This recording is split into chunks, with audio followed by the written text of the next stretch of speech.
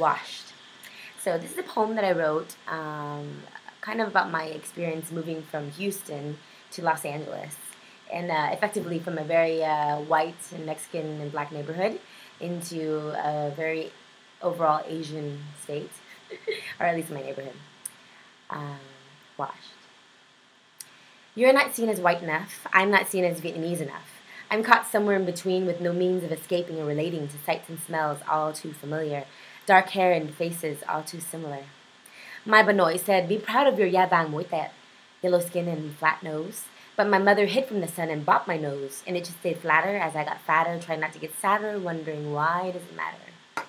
The image of a Vietnamese beauty is ingrained in me, skinny, graceful, proud and fair, untanned. Khéo tay, slim-fingered, long hair, damn.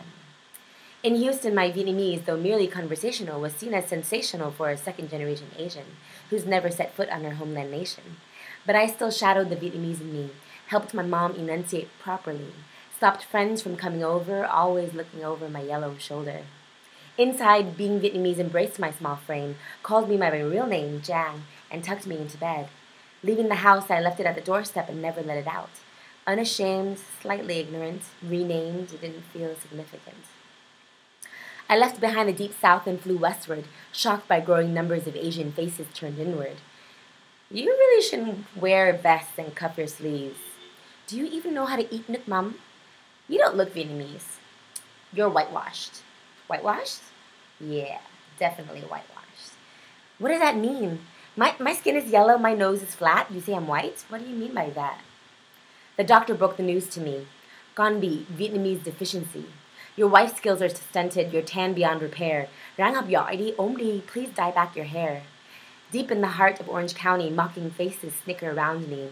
Because my English grammar is nearly flawless and I don't look right in an áo dài dress, you judge my Vietnamese-ness?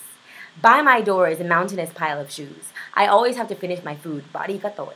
I put nước mắm in my spaghetti, clean undirty chopsticks in restaurants, discuss sales prices in Vietnamese softly, and recently downloaded the Vietnamese font. What scale do you use as you fail to amuse me at all? Some Vietnamese are tall.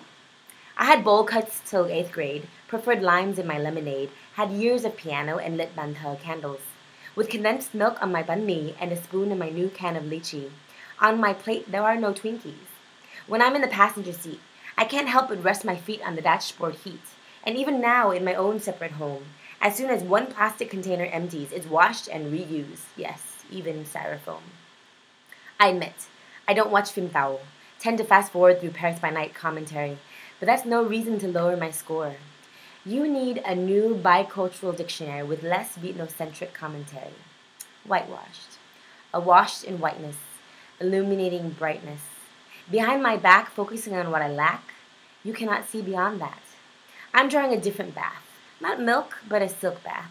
Washing away expectations once spoon-fed, to instead give way to inner beauty, Vietnamese purity. Not your interpretation, but how I internalize my own situation.